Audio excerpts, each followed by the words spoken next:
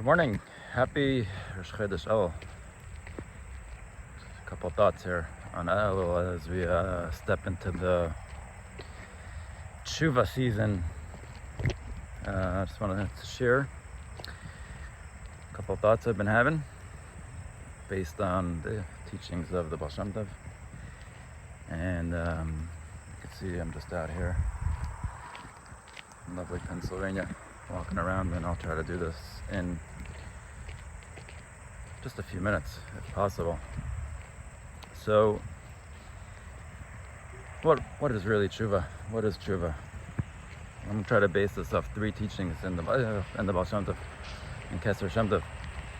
I've shared some of them before, but I'll try to do it briefly again.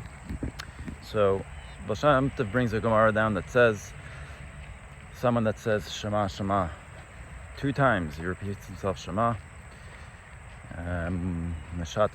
we quiet him.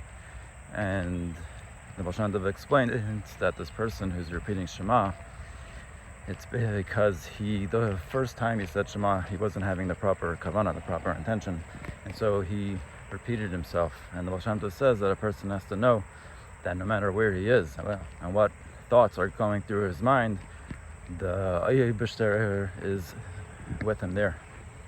God exists in that place too, and he's actually sent there with a mission to elevate some sparks that are there. And when he corrects himself and says, oh, I was having the wrong thoughts, let me come back to somewhere else, he says Shema again, we tell him, no, quiet, you belong there. That's where you have a mission to accomplish. That's one teaching. The next teaching is, the Gemara says, anybody that lives in Eretz Yisrael, in the Holy Land, it's as if they don't have a God. And those that live in Chutzlar, outside Eretz Yisrael, it's as if they don't have a God. And those that live inside Eretz Yisrael, it's as if they do have a God.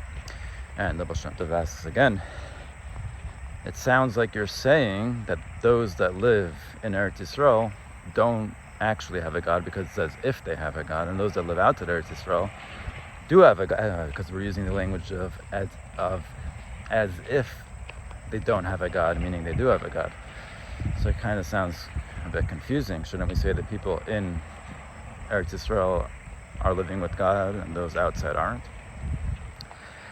And the Baal Shem Tov explains, he brings a Mishnah from Pirkei Avos about the students of Bilam HaRasha and the students of Avraham Avinu. And he says the students of Bilam HaRasha, there are 3 things about them. They have a bad heart, a bad eye, and a lowly soul. And the students of Avraham Avinu have the opposite. They have a good heart, a good eye, and the Bilam HaRasha have like a haughty soul, and the students of Avraham Avinu have a humble soul. So, and then the Mishnah asks, what's the difference between the students of Avraham Avinu and Bilam HaRasha? And it says the students of Bilam, they inherit Gehenna and go down, and the students of Avraham Avinu go to Gan Eden and Olam Haba. So the Baal Shem Tov asks, why are we asking what is the difference between the students of Bilam and the students of Avraham Avinu? We just named 3 things that they are different in. And the Baal Shem Tov says the following. He compares it to the 2. He says the students of Bilam HaRasha,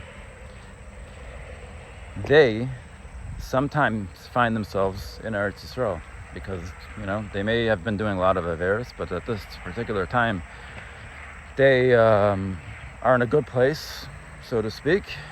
So they find themselves in Eretz Yisrael, but it's as if they have a God, because actually they don't, because they haven't repented, they haven't done Teshuvah from their previous life. And so now when they find themselves in Eretz Yisrael, it looks like they have a God, but actually they don't.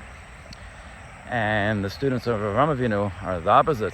Sometimes it looks like they're in Chutzlar, they're in a place of exile, and it would seem as if they don't have a God, but actually they always do Teshuvah. They always take responsibility for their past, and so it's as if they don't have a God, but really they do have a God. And that's the difference between them. That's what the Mishnah. What's the difference? The difference is that the students of Avraham Avinu, they always go to Gan Eden. They always end up in Olam Haba. They always end up in a good place because they are always doing Teshuvah. They're always correcting their past. They understand that mistakes happen, and that's okay. They take responsibility and fix them. Versus the students of Vilna Rasha, never.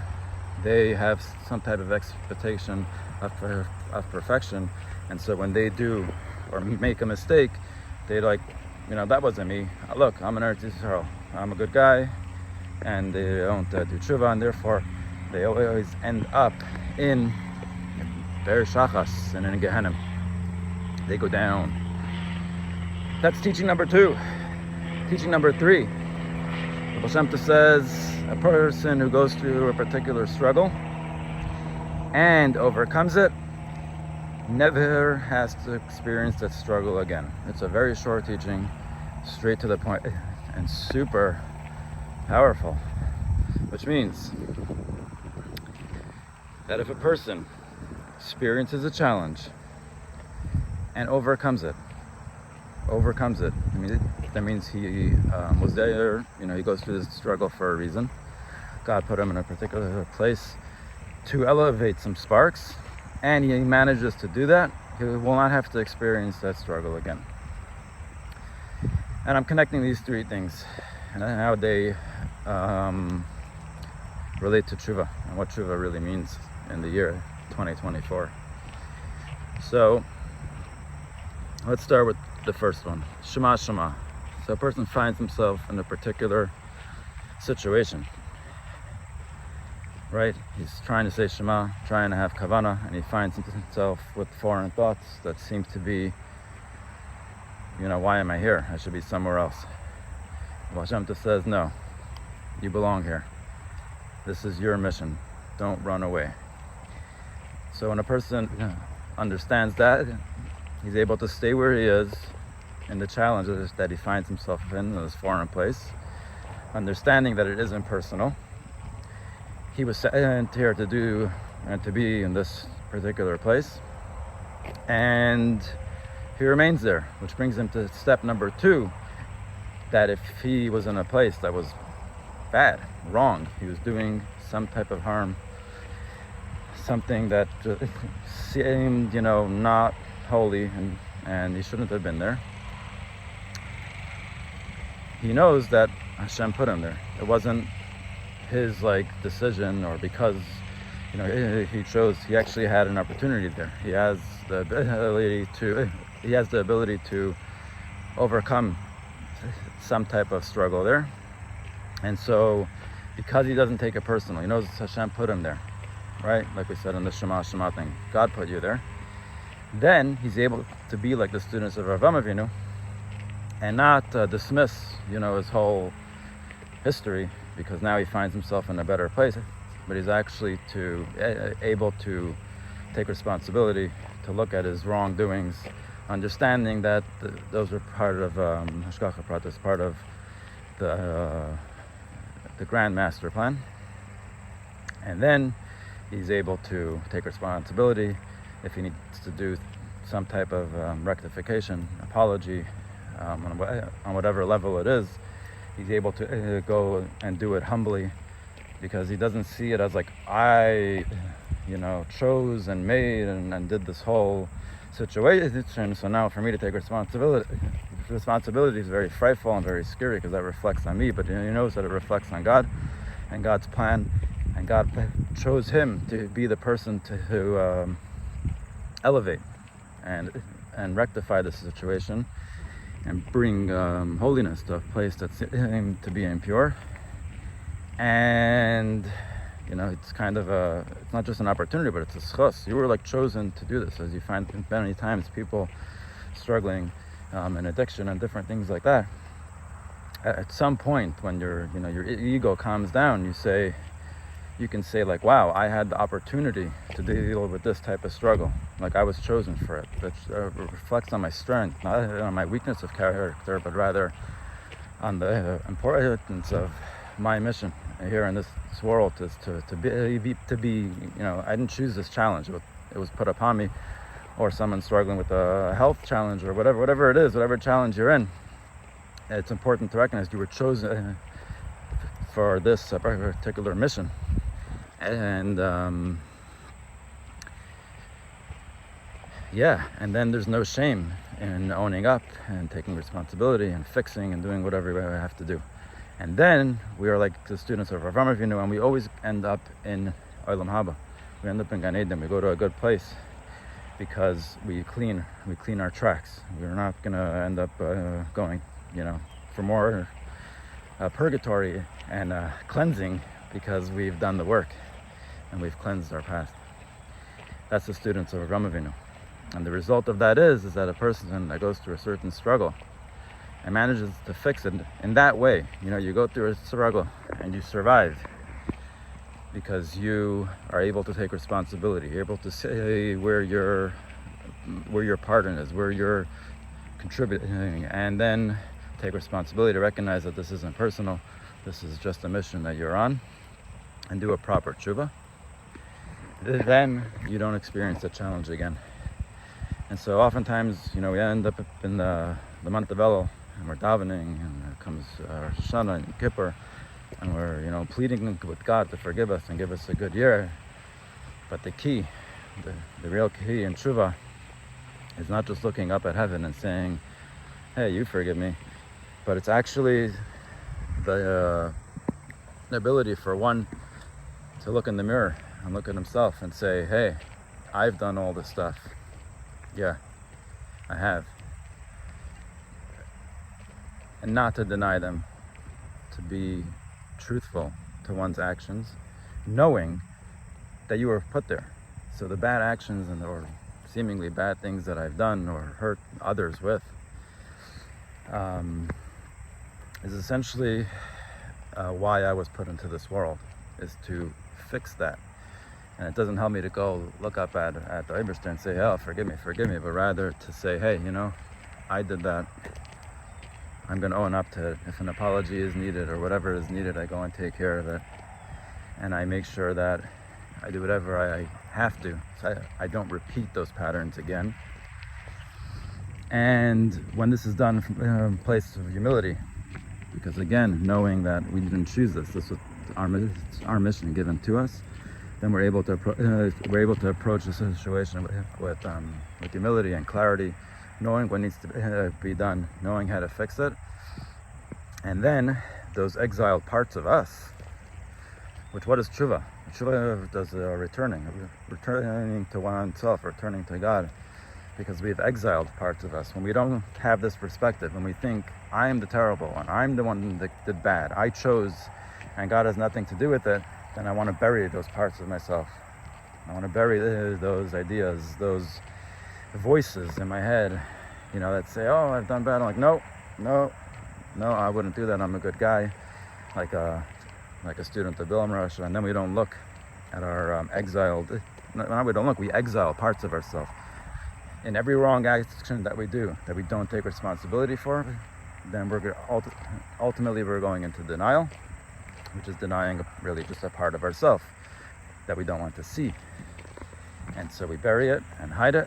And then when it comes time to do teshuvah, the idea is to actually open up all this stuff. Open it up. And how do we open it up? Knowing that we didn't choose it. It's not personal. With humility.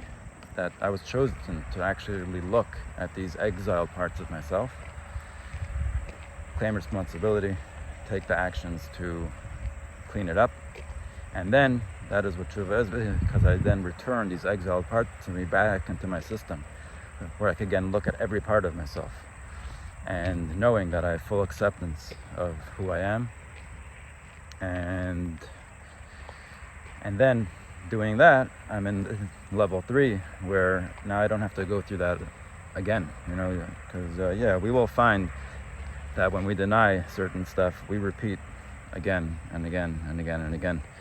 And once we take responsibility, we could see where we're going wrong, because we're not hiding from ourselves. We can see this is a part of us that wants to be recognized. So it keeps reminding us through acting out in a not good way, keeps acting out, saying, hey, I'm still here, and we're like, oh no, you're not here. Like, I did that, I know, but like, look, I'm in a good place now.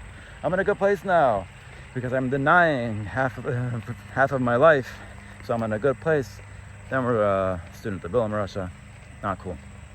So coming this Elul, it's time to re-invite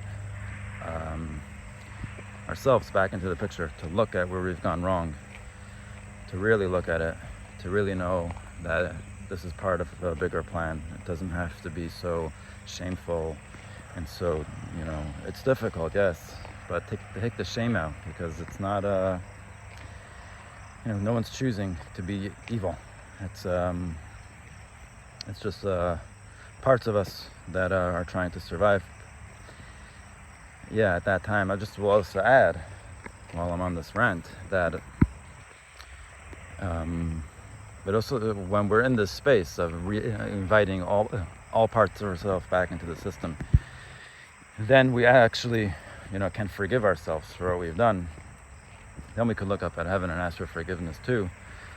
But then we stop repeating the hurt and the pains that we cause onto others, which is ultimately caused onto ourselves. We're all affecting each other. So if I hurt someone else, we're part of one body, so we're really hurting ourselves.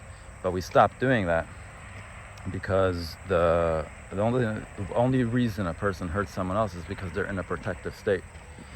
They're trying to protect something. They feel threatened. So we start to hurt anyone around us that looks like a threat. We ultimately will attack because we're in a defensive state. So when we actually re-invite it's these exiled parts of us that we've, that we deny, that become like defensive because we're trying to, not see something. And anyone that threatens, revealing who we are, we have to attack first. And so we end up hurting people or ourselves again and again and again.